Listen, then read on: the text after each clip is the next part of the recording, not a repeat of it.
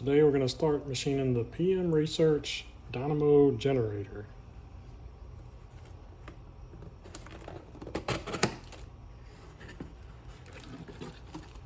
We got instructions.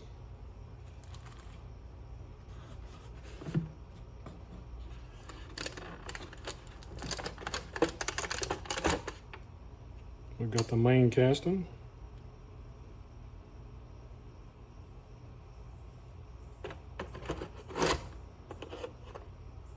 We got end bells, which are aluminum.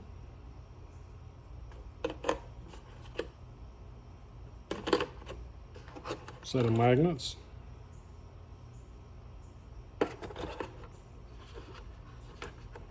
The rotor, which has been balanced. And a set of brushes and some other accessories and screws.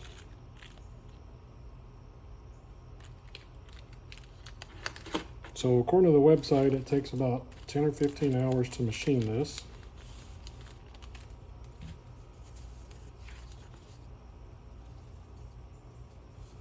The first thing we're going to do is clean up this casting. It has some flash on it, some rough areas. Once we get that cleaned up, we'll set it in the smithy, start machining this base flat. And this engine, this dynamo, when it's finished, is going to be paired with this engine, which is an Upshur vertical single engine.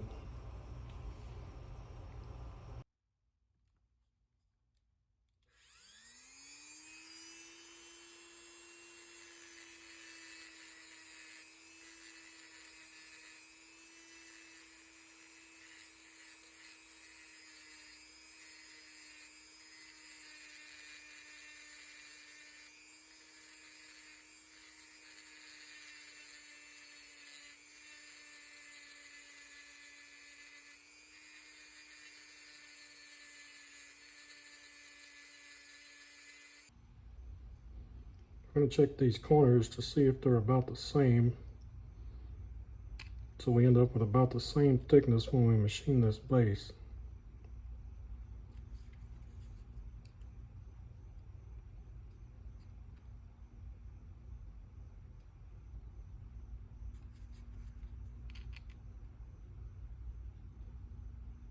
And they're within a few thousandths of each other.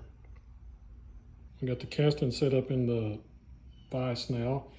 I got a piece of sandpaper on each side to help hold it because of the rough casting, and sometimes it's hard to hold it. It's a trick I learned from Blondie Hacks.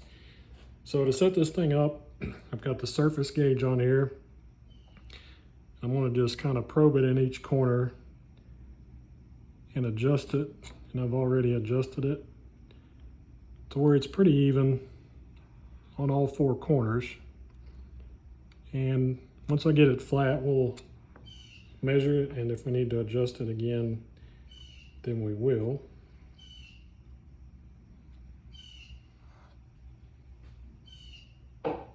Cutting this with a 1/2-inch cutter, and I'm running it at 500 RPM.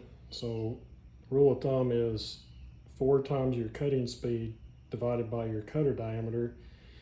And for cast iron, that's usually 60. So 4 times 60 divided by 1/2 inch is 480.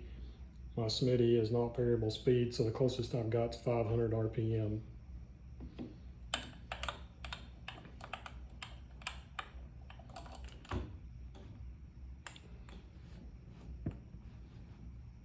So we're going to start in the center. I'm going to 0 it.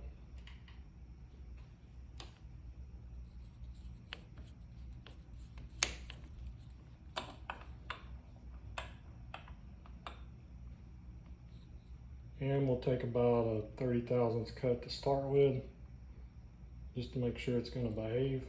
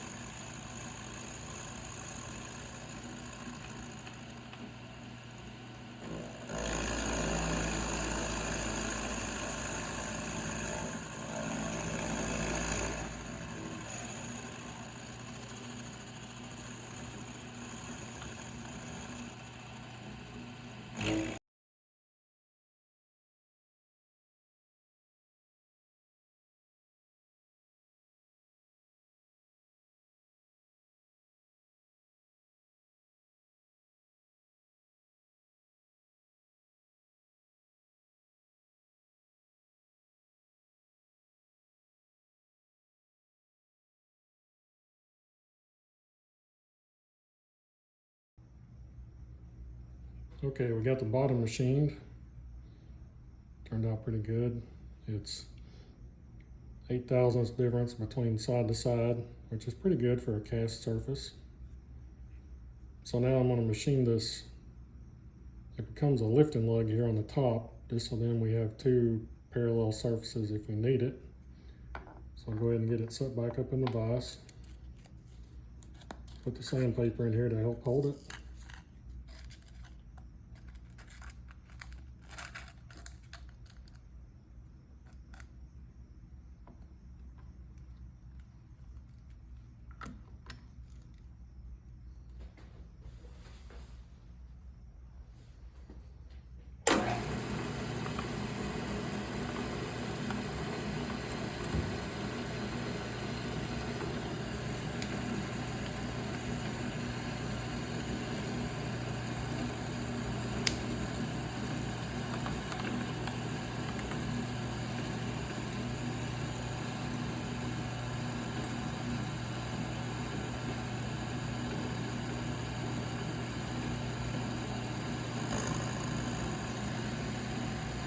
Touch off on it, 30 my DRO.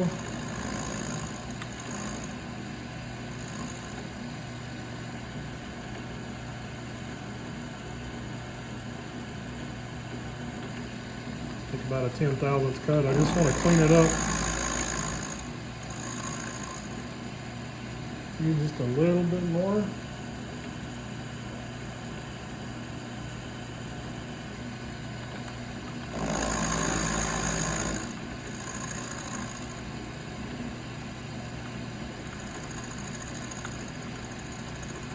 And that's enough.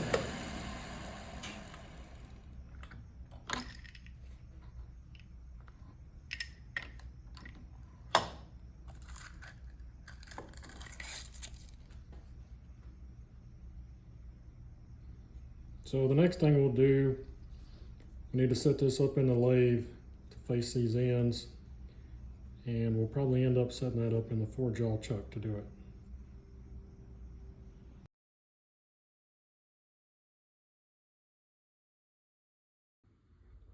So before we set this up in the 4-jaw chuck, I want to do some casting layout lines on this just to get a rough idea of where I'm machining to. So I took the height gauge here with the scribe, and I found the top and bottom of this lug. I'm going to center everything off of that. Made a center mark on there, and then I know how far overall distance I need, so half of that I come up to here and scribe a line, and came down to here and scribed a line. They're hard to see, but it'll give me a rough idea of where to machine to. And if you have one of these, any kind of vernier tools, if you don't have one of these, it's a really good idea to get magnifying glass. It helps so much reading those marks. So I got this set up in the 4-jaw chuck. I'm trying to dial in the concentricity of this casting, which it's pretty bumpy, but you just kind of have to filter out the noise. So I've got it dialed in pretty good here. Then I also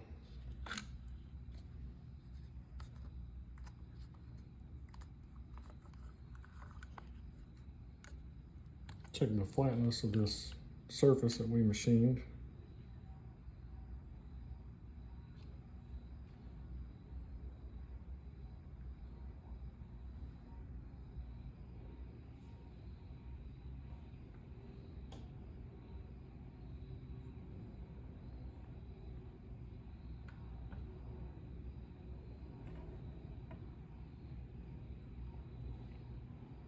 And that's flat, so our bore through the center should end up parallel to this bottom surface. Let's make some chips.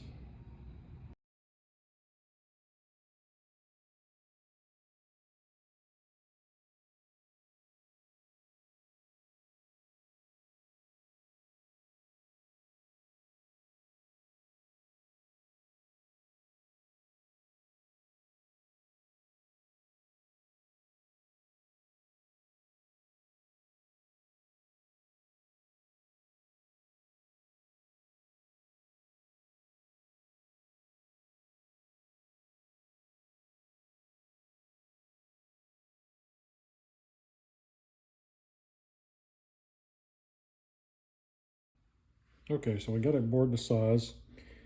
I'll set it up on the surface plate now with an indicator, and we'll check and see how parallel this bore is to our bottom surface, which that's going to affect the way our belt ends up, the way our pulley ends up, which affects the way the belt will run. This is a tense indicator, so it jumps around quite a bit, but I've zeroed it out on the one side here, found the low spot.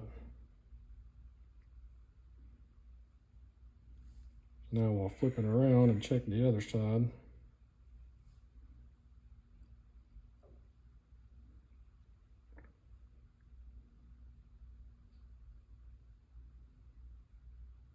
And looks like we're about 1.5 thou difference on this side being low versus that side. But that's good enough for a belt to run. So I got this set back up in the 4-jaw chuck to machine the other side here. And I set it up against the parallel to square it up, and then checked it with an indicator in here to make sure it was still parallel here. And it's a little hard to measure this overall width. You can't really get a mic or caliper back here behind it. So I use this parallel and the depth gauge here to check it. And we got it machined to final length. So I mic'd this thing, and we ended up a couple thousandths under where we were shooting for, which will work for this. And I just want to put it on the granite surface plate here and check this and see how parallel this surface is to the other surface. So I zeroed out my dial indicator, and it's a tense indicator, so it's going to jump around a little bit. Just sort of move it around here.